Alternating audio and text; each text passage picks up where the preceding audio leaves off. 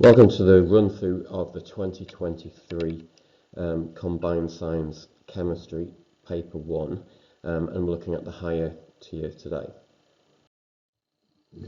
So the first question is about carbon dioxide. It says that carbon dioxide is soluble in water and forms an acidic solution. Which ion makes a solution acidic? Two possible answers, but it is our hydrogen ions, so you can write the symbol H+, or hydrogen. There's only one possible mark for it. Remember, that's what makes an acid, the presence of hydrogen ions. So 1.2, name an indicator that could be used to test if the solution is acidic, give the result of the test. So probably the more obvious one to go for is universal indicator, and the result would be that we would go, it would go from green, fairly neutral colour, and it would change to red, showing the acidic bit. If we talked about it being orange, that would be acceptable as well, because it makes quite a weak acid. You could talk about using blue litmus, and in the presence of acidic conditions, that will go from blue to red. And the other one, which you may or may not have come across, it might be in your revision guide, is you could use something called methyl orange. That goes, that turns red in the presence of acidic pHs. Probably the best one to go for there is the universal indicator. It's the one that you're pretty most familiar with. So now we've got a graph showing how the mass of carbon, or what mass of carbon dioxide will dissolve in 1 decimeter cubed of water at different temperatures. And the first question is, on this, how does the solubility of carbon dioxide change as the temperature of the water increases? Well, you've got your temperature increasing along the bottom here, and you can see that the actual mass of the calcium, of carbon dioxide that's dissolving is gradually reducing as the temperature goes up. So this is something which you may or may not be familiar with, but generally the solubility of gases reduces as the temperature goes up. So very much the solubility decreases. Now in question 1.4, it's already told you that we form an acidic solution when carbon dioxide dissolves in the water. How does the pH of the solution change as the temperature of the water increases? Again, this is one of those questions, tick one box, there's only one right answer. Now, as we saw in the previous question, that as the temperature increases, the solubility of carbon dioxide reduces. So it's going to be less acidic. So it means that the pH of the solution increases. Now, you need to be careful here. You need to remember that if the pH number is decreasing, the solution is becoming more acidic. If the pH of the solution increases, it's becoming less acidic and moving towards the alkali side of things. All right, now we've got a reaction. So we're looking at calcium carbonate reacting with hydrochloric acid to produce carbon dioxide, and we've got the equation there. What is the state symbol in this equation? So it's asking, what is the state symbol of water? Well, hopefully you've realised that water is a liquid, and that's the only possible answer you can have on that one. Question 1.6. So the students investigated the volume of carbon dioxide produced when different masses of calcium carbonate react with hydrochloric acid. We've got to describe a method the student should use, and we're given some equipment that we need to use for our investigation. So it's important that you do talk about how you're going to use the equipment. Almost tick it off as you talk about it in the method. Now the first thing to do would be to measure a mass of calcium carbonate. Now I would start off with measure a mass of 1 gram of calcium carbonate, and we're using a balance to do it. So in a way, we can put a tick, we've used our balance.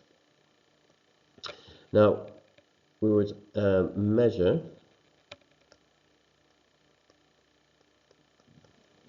I'd say, let's go with 25 cubic centimetres of hydrochloric acid using a measuring cylinder. So we've used our measuring cylinder. We need to add the hydrochloric acid to the conical flask. So mentioned the conical flask. We also need to add the calcium carbonate. Now, immediately the gas is going to start being formed. We need to put the bung or the stopper on the top of the conical flask. Now that needs to be connected to the gas syringe, and we're going to use the gas syringe to collect or measure the volume of the carbon dioxide produced. So immediately connect to the gas syringe. The gas syringe will measure the volume of carbon dioxide produced. So there's different ways we could do this. We need to, because we're trying to compare kind of how much carbon dioxide is going to get produced. So we could time a certain time period, time 2 minutes, and record the total volume of CO2 produced. That could be a way to do it, or we could just let the reaction complete itself, and then just record what volume of carbon dioxide was produced. So when the reaction has finished, record volume of CO2 produced.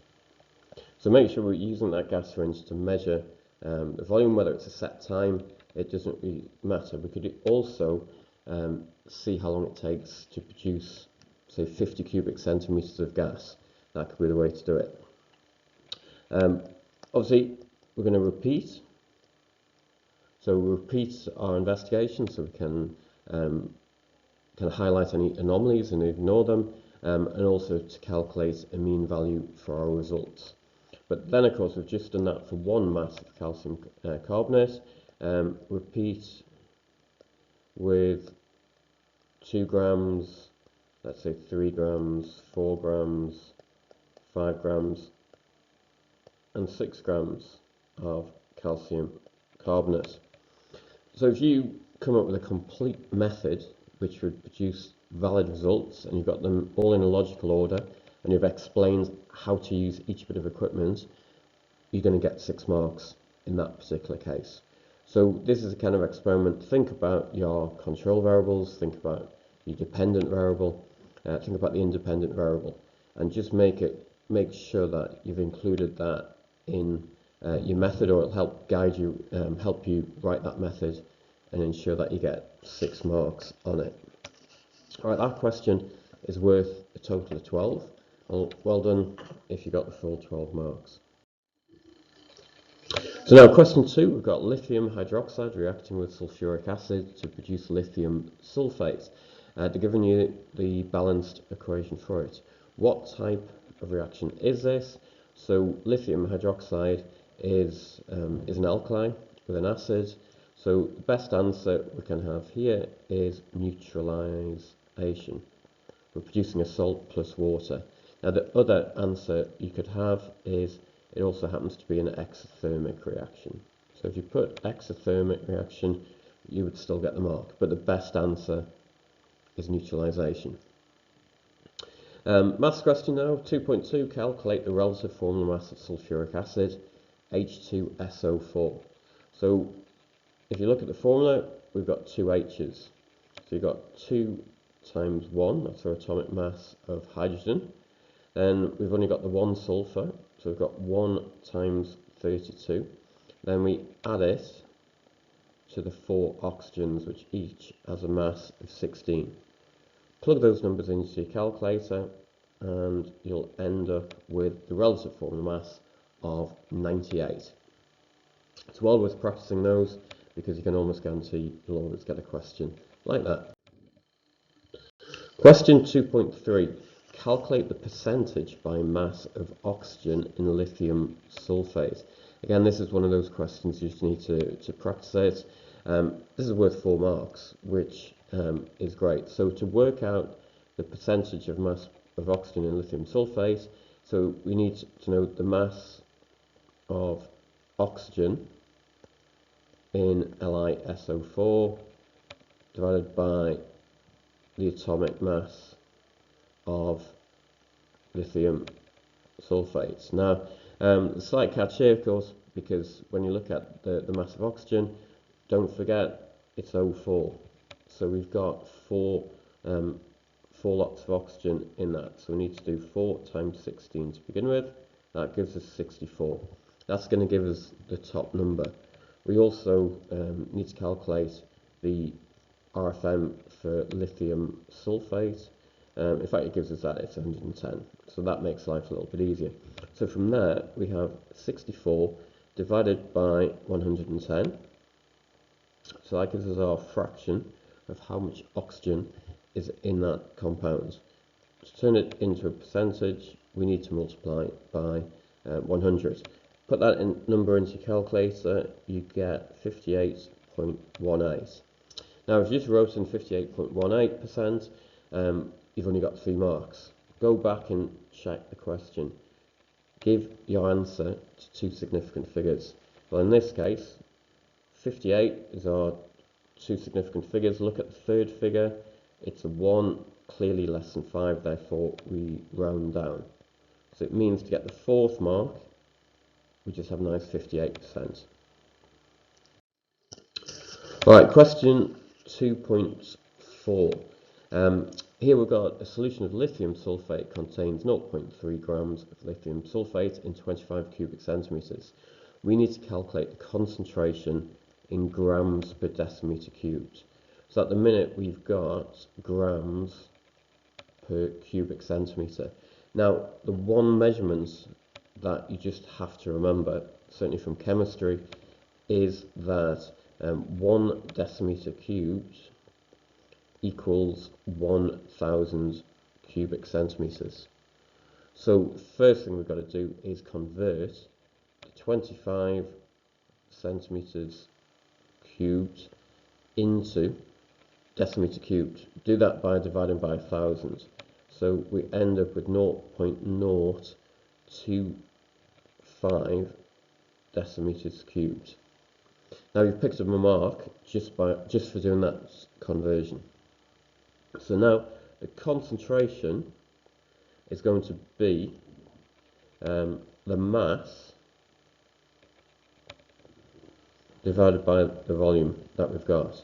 So we've got a mass of 0.3 divided by our volume of 0.025. Put those numbers into your calculator and you're going to end up with the answer of 12 grams per decimeter cubed. So that's a nice question for 3 marks, assuming you're comfortable with your decimeters cubed. So like I said, make sure you remember there's 1,000 cubic centimeters in a decimeter cubed. Now that question is out of 10. Well done if you got 10 out of 10. So question 3, we're looking at sodium, about the fact that it's in group 1 of the periodic table. So sodium reacts with oxygen to produce sodium oxide, and we've got an equation to balance. Now, this is only worth 1 mark, and mainly because they're giving you a bit of a hint here that we need to fill in some information in those 2 blanks. Now, probably the starting point here is you've got oxygen, where we've got 2 atoms of oxygen on the left hand side, but we've only got the 1 on the right hand side. So I would start off by doubling the amount of oxygen on the right hand side, and we do that by putting a big 2 in front of the sodium oxide. Now that makes oxygen balanced, but it means that we've now got 2 times 2 lots of sodium. Now you just need to go back to the left hand side, put a 4 in front of the sodium, and your equation is now balanced. So nice mark to start us off with. Then 3.2, explain what happens to sodium atoms and to oxygen atoms when sodium reacts with oxygen to produce sodium oxide. Answer in terms of electrons. Now there's a clue here. Answer in terms of electrons. So we're looking at electron transfer. Remember, we've got a metal and a non-metal, so we're talking about ionic bonding. So we're talking about the complete transfer of electrons. This kind of question comes up frequently, and it's a great question to get. So they will change the elements involved, but the story is the same every time. So remember, metals always lose electrons. So in this case, so sodium, Na, loses 1 electron. Now oxygen gains 2 electrons per atom. So this means that we need 2 sodiums for every oxygen. And to get the 4th mark, we need to talk about the fact that we form sodium ions, which are Na+, and oxide ions, which are O2-. And there's your 4 marks. So the fact that obviously you've got to be talking about electrons, metals lose electrons, non-metals accept those electrons. Just make sure, in fact, if that's right, we need 2 sodiums for every oxygen. So just make sure you've got the kind of ratios right, and then talk about the charges on the ions that you're going to form. And there's a nice 4 marks to get. Right, so sodium burns in a gas jar of oxygen, and we've got the apparatus there. Give 2 observations. Well, this almost goes into paper 2 with flame tests, but you need to remember that sodium burns with a yellow flame. So it's a very distinctive, bright yellow flame. What else might you see? Sodium appears to melt. You could talk about lots of white smoke as the sodium oxide forms, and then it's a white powder that forms at the end. So you just need 2 observations, 2 actual things that you would see, and there's your 2 marks in this particular case. Question 3.4. Describe 2 differences in the observations if potassium is used instead of sodium. Big difference is potassium burns with a lilac flame. You could just talk about a different coloured flame and you'd still get the credit for that one. We know potassium is more reactive than sodium, so we need to be talking about a bigger reaction or a more vigorous reaction. So the potassium burns faster, would be an acceptable answer, but if you talked about a more vigorous reaction, you would then get the 2nd mark as well. Now that question is out of 9 marks. Hopefully you got 9 out of 9. Question 4. We're now looking at group 7 elements, and they're known as the halogens. All atoms of group 7 elements contain protons, neutrons and electrons. To be fair, all atoms contain those. What is the order of discovery of the proton, neutron and electron? If you remember, it's going to be the electron is first. That was J.J. Thomson in about 1897. And then Rutherford didn't discover the proton when he did the alpha scattering experiment, but it wasn't much after it. So that was about 1920 when the positively charged proton was discovered, and then Chadwick discovered the neutral neutron in 1932. So there's only one correct answer here, and that's the second box down. Make sure you know your atomic structure history, because those questions do come up quite frequently, and they can also come up in physics as well. Right, so here we've got the mass of a proton and an electron. We need to calculate how many times heavier a proton is than an electron. So as we talk about, we often talk about electrons having no mass. The mass is absolutely tiny, and you can see that in that particular table. How many times heavier is a proton than an electron? We need to have the mass of a proton divided by the mass of an electron. That will tell us how many times heavier or massive the proton is over the electron. Now, this is a case of can you use standard form in your calculator. So 9.109 times 10 to the minus 31, that's minus 27, just a bit tricky to see. Put those numbers into your calculator, and you get the answer of 1,837. You get 1 mark for showing that, second mark for calculating this correctly. Ultimately, this is really just a case of can you use standard form on your calculator. Question 4.3 is now about looking at bromine. So bromine can be represented as 8135. What is the number of neutrons in this bromine atom? So remember, the easy way to calculate this is to take the bottom number from the top number. So you've got 81 minus 35, and make sure you get this mark, put the numbers in the calculator, and it's 46 neutrons. Now this question is clever, it's designed to catch you out. What is the number of electrons in a bromide ion? So it's put that in bold to make it stand out. Now a lot of people will go down the route of just working out the number of electrons in a bromide atom.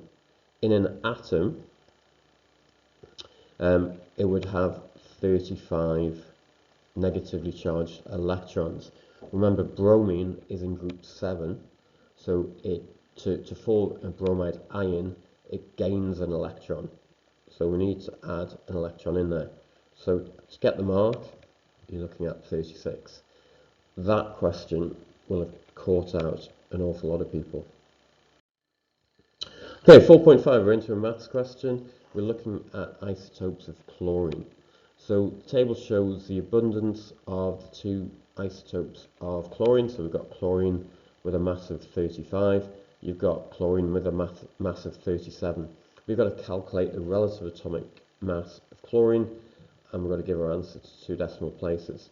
So again, this is one of those questions just to practice. So 75.77% of the mass of a sample of chlorine will contain chlorine with an atomic mass of 35. The other 24.23% of the mass comes from chlorine 17. So we need to work out how much mass comes from chlorine 35, then add it to the mass from chlorine 37, and that gives you the overall atomic mass. So we do the calculation of 35, the mass of the first isotope of chlorine, multiplied by the relative abundance, 75.77. We're going to add that to the mass that chlorine 37 contributes, so that's 37 times 24.23, and remember this has to be divided by divided by 100 I should say.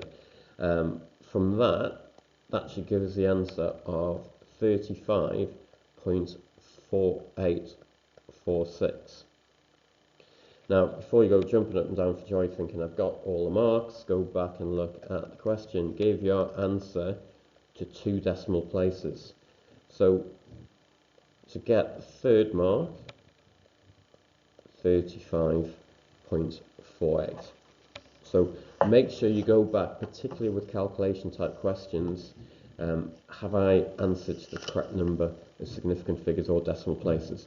You pick up a mark just by doing that correctly. And then 4.6, we've got the outer shells of one molecule of chlorine. Complete the dot and cross diagram to show the electrons in the outer shells. So if you remember chlorine, a chlorine atom, or chlorine is in group 7, so it has 7 electrons in the outer shell. Remember, to be stable, our molecule wants to have 8, or the atom wants to have 8 electrons in the outer shell. So it means that chlorine is going to share 1 electron. So the first thing to do, I would suggest, draw in that electron that's going to be shared. Now you can't just share 1 electron, the other chlorine has to provide an electron to balance it up. Now each chlorine should have 7 electrons. Remember, don't forget to count that 1 in the shared space. So make this easy for the person marking your work and put the electrons at points of the compass and start pairing them up. We need to do the same for the other chlorine atom. Let's just make sure we've got 7 dots, 7 crosses. Remember, it's talking about a dot and cross diagram, so you need to draw one of the atoms with their electrons as being crosses, the other ones as dots. There's your two marks. You get your first mark for getting the shared bit correct, second mark for having the 6 electrons on the two chlorines. That question about the halogens was worth 10 marks. Hopefully you got 10 out of 10. Well done if you did. Okay, question 5, we're on to electrolysis. So during electrolysis, ions are discharged at the electrodes to produce elements. So a student investigates the electrolysis of sodium chloride. So again, typical question, why does solid sodium chloride not conduct electricity? Well, when it's solid, the ions are not free to move. Now, in most cases, certainly from a physics point of view, in a lot of cases in chemistry, when we talk about conduction of electricity, it's all about the movement of electrons. Electrons being delocalized, able to carry the charge, apart from in ionic substances. And this is where the ions are the charge that moves. So make sure you're clear with that. So in the solid state, think about your particle model. The ions are in a fixed position, they cannot move. Right, and then 5.2, sodium chloride solution conducts electricity. So solution, complete the sentence. Sodium chloride also conducts electricity when, well, we've got the solution, which means it's dissolved in water. The only other answer would be when sodium chloride is a liquid or molten, which means it's just been melted into a liquid. There aren't really any other possible answers. So now we've got figure 5, shows the apparatus for the electrolysis of sodium chloride solution, suggesting elements that could be used to make the inert electrodes. Now the inert bit means unreactive. The electrodes used in school were made out of graphite, so you could also say carbon electrodes. Now if you said platinum, gold or silver, they would also be acceptable answers because they are very unreactive metals. Obviously, we don't use too many gold or platinum electrodes in school. They're a bit expensive, but graphite is your best example on that. Now, 5.4, we need to complete the half equation for the production of chlorine gas, and that's Cl2 at the positive electrode. Now, they've been very nice to you here by actually telling you what the formula of chlorine is, and of course it exists as a diatomic molecule. So fill in the blank straight away because we've been told chlorine gas forms. Now the chlorine gas forms from the chloride ion. Now remember, chlorine gas is diatomic, therefore we need 2 chloride ions to form that molecule. Now the last bit, we need to balance the number of electrons. So this is our E minus electrons, and the thing to remember is that chlorine is in group 7, so for it to become a chloride ion, it gains an electron. So for it to go from being an ion back to the neutral element, it needs to lose that electron. Remember, we're talking about 2 chloride ions, therefore we need to make sure that 2 electrons are on that right hand side. If you're not sure how to do this, just make sure the charge is balanced. You've got 2 lots of 1 minus on the left, the chlorine molecule is neutral, and then you've got the 2 negatively charged electrons on the right. So everything is nicely balanced there.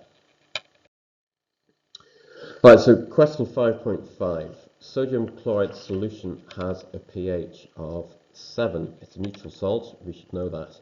So during the electrolysis of sodium chloride solution, we've got hydrogen gas is produced at the negative electrode, and the pH of the solution increases. So remember, as we said earlier, if the pH is increasing, that means that the pH number is going up, which means that our solution is becoming less acidic, or it's becoming more alkaline. Now, you've got to think about water, because in this particular electrolysis, we've got the sodium chloride, so you've really got your positively charged sodium ions, you've got your negatively charged chlorine ions. But because we're carrying out electrolysis of a solution, we've also got water in there. Now, for this, you need to think about water as being a load of hydrogen ions and also our negatively charged hydroxide ions. Now, that H plus joins up to make the OH minus to make your H2O. So you have an equal number of hydrogen ions as you do hydroxide ions. That's why we're starting off with our nice neutral solution of pH 7. Now, the hydrogen ions get attracted to the negatively charged electrode. Don't forget, opposite charges attract, so it means that also our positively charged sodium ions also get attracted to that negative electrode. Now, this is where the reactivity series becomes important. The less reactive element gets produced. It actually gets, what was said, reduced. So in this case, at the negatively charged electrodes, the H plus is being reduced and turning back into hydrogen. So what that means is that we're reducing the number of hydrogen ions in our solution. So that means our solution is becoming less acidic. Not only that, you're also being left with more hydroxide ions than you are hydrogen ions. Remember, a hydroxide ion is what makes things alkali. So what we're ending up in our solution is a lot more hydroxide ions than we do hydrogen ions. That is why the pH number increases. And there's your 4 marks. So this question about electrolysis is becoming more common, so I'd make sure you're happy with the answer on that one. It all comes down to reactivity. Okay, so that was the end of that question. Question was worth 9 marks, so now on to question 6. So on to acids react with some metals to produce soluble salts. Student adds magnesium to hydrochloric acid until no more acid reacts and excess magnesium remains. So we've got the reaction below and it's been balanced for us. So 6.1, describe how solid magnesium chloride is obtained from the reaction mixture. We can make the assumption they want pure magnesium chloride. Now, there's a clue here. We've got an excess of magnesium in there. So the first thing we need to do is to filter to remove the excess magnesium. So that should leave us with our magnesium chloride solution. We need to get this to be a solid. we need to evaporate the water. So you can either talk about evaporate the water, or you can talk about just crystallize the solution. So there's your 2 marks on that one. Question 6.2. The reaction between magnesium and hydrochloric acid is a redox reaction. Explain what happens to the magnesium atoms in this reaction.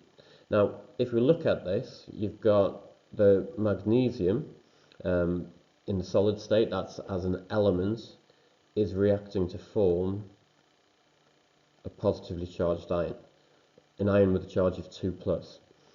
So what happens with the electrons? Well, as magnesium, as the element, magnesium is a group 2 metal, so it's got 2 electrons in the outer shell.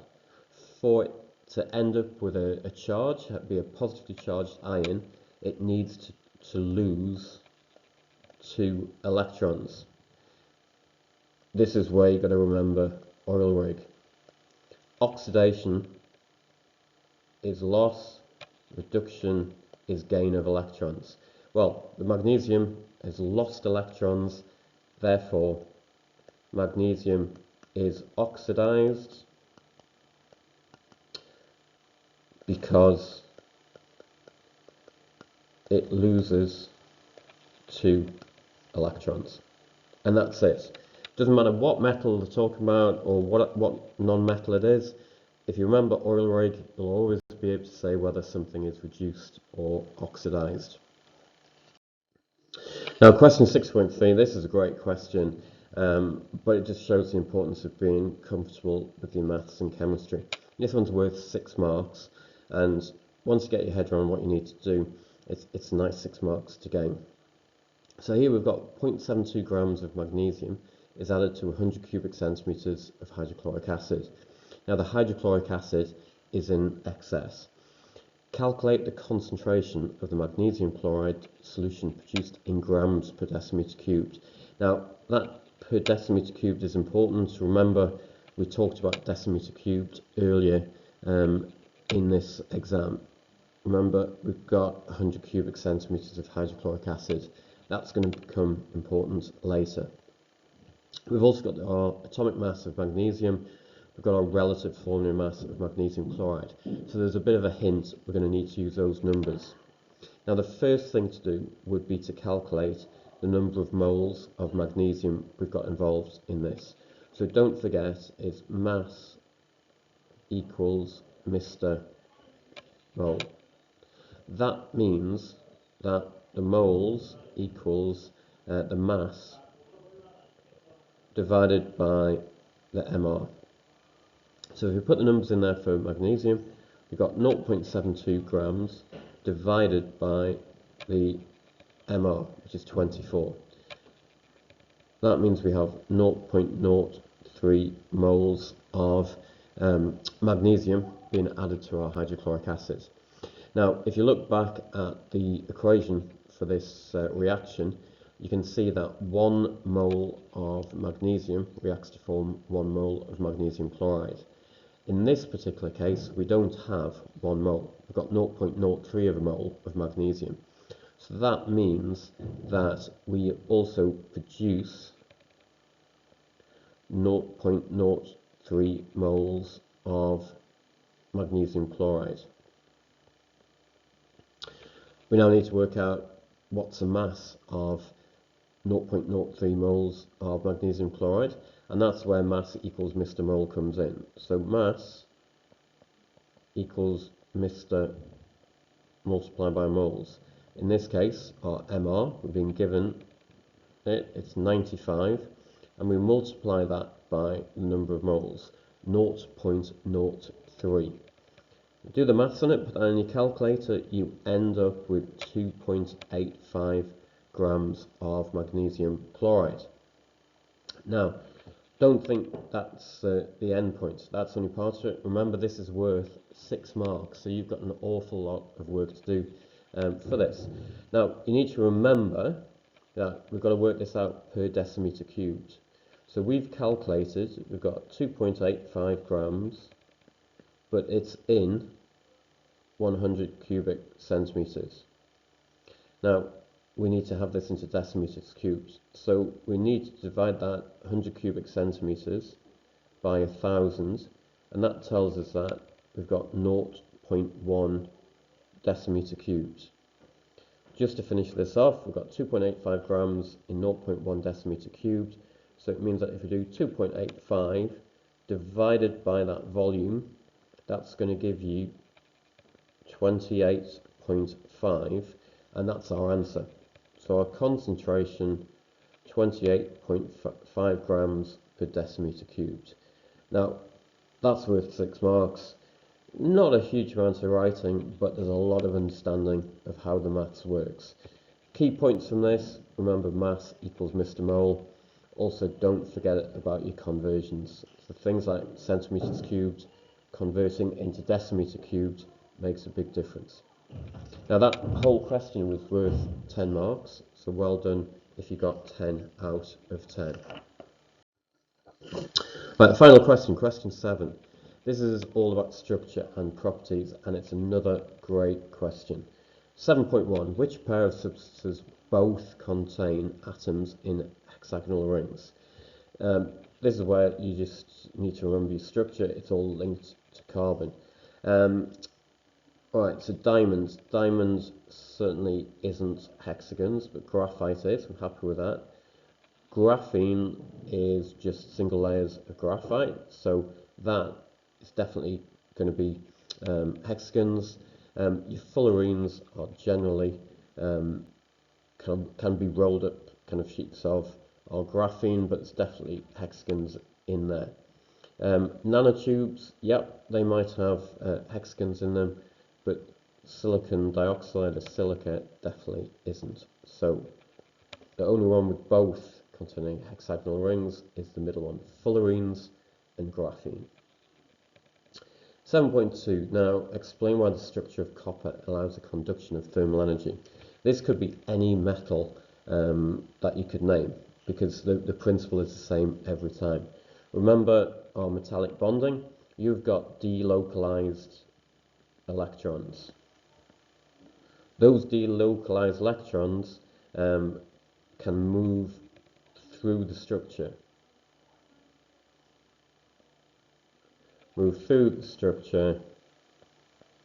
And they transfer the energy. And there's your 3 marks. So remember, metals are much better conductors than non-metals because of those delocalized electrons. Remember, they are moving through the structure, and that's what transfers the energy. 3 nice marks to get on that one. But these last 2 questions are just absolutely great. So we now need to explain why copper oxide has a high melting point. Now, this one you should be thinking, right, I've got a metal plus a non-metal. That equals ionic bonding. This question comes up frequently, so it doesn't matter what metal we're talking about, what non-metal, it's the same principle. So we have strong electrostatic forces of attraction between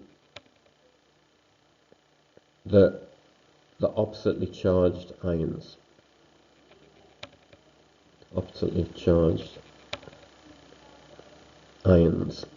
Remember, you got Cu2 plus, you got your O2 minus.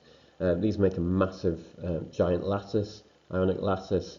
So you've got thousands upon millions of these positively charged copper ions attracting again millions of oxygen or oxide ions. The final point here is it takes needs lots of energy to overcome these forces. So remember, you've got this giant structure, lots of positives and negatives, giant structure holding that structure together. It's going to take a lot of energy to pull it apart. That's where your 3 marks comes from. And again, you get the question about ionic bonding. We also get the question about covalent bonding. So 7.4, explain why water has a low melting point. Well, water is a non-metal plus a non-metal. So straight away you should be thinking about covalent bonding and sharing of electrons. Now, in this particular case, we've got small molecules. Water makes a small molecule, literally H2O. So they've got small molecules with weak intermolecular forces. So when it's intermolecular, it's between different molecules of water. So we've got those weak forces, and that requires little energy to overcome. So these two questions, 7.3, 7.4, are the kind of questions which come up frequently. So again, should just learn a standard answer every time. If it's ionic, strong electrostatic forces between oppositely charged ions, lots of energy needed to overcome those forces. If it's covalently bonded, it's a small molecule with weak intermolecular forces. They require very little energy to overcome. And there's your 3 marks. Now, that last question is out of 10 marks, and it's a brilliant question to get if you know your stuff. That whole paper is worth 70 marks. It's quite a nice paper. Hopefully you got 70 out of 70.